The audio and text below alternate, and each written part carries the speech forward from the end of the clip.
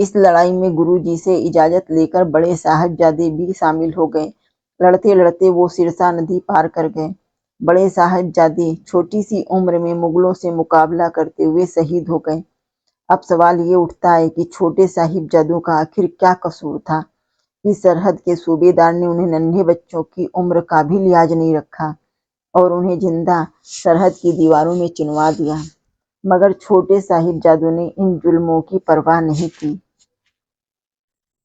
दूसरी ओर सिरसा नदी पार करते वक्त गुरुजी की माता गुजरी जी और छोटे साहिबजादे बिछुड़ गए। गुरुजी का रसोइया गंगू ब्राह्मण उन्हें अपने साथ ले गया। रात को उसने माताजी को सोने की मोहरें वाली गठरी चोरी कर ली। सुबह जब माताजी ने गठरी के बारे में पूछा तो वो न सिर्फ आग बबूला ही हुआ, बल्कि उसने गांव के चौधरी को गुरुजी के बच्चों के बारे में बता दिया और इस तरह ये बात सरहिंद के नवाब तक पहुंच गई। सरहद के नवाब ने उन्हें ठंडे बुर्ज में कैद कर दिया। नवाब ने 2-3 दिन तक उन बच्चों को इस्लाम धर्म कबूल करने को कहा। जब वो नहीं माने तो उन्हें खूब डराया धमकाया गया, मगर वो नहीं डोले और वो अडिग रहे।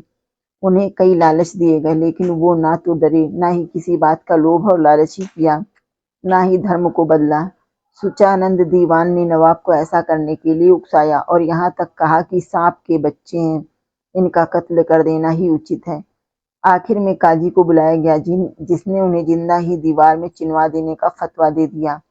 उस समय मलेर कोटला के नवाब शेर मोहम्मद खां भी वहां उपस्थित थे।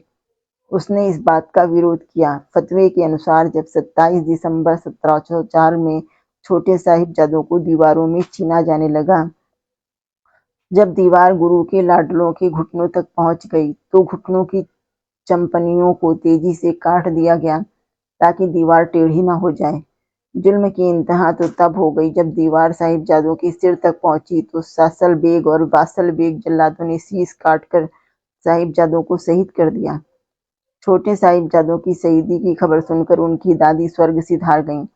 इतने से भी इन जालिमों का दिल नहीं भरा और लाशों को खेत में फेंक दिया गया।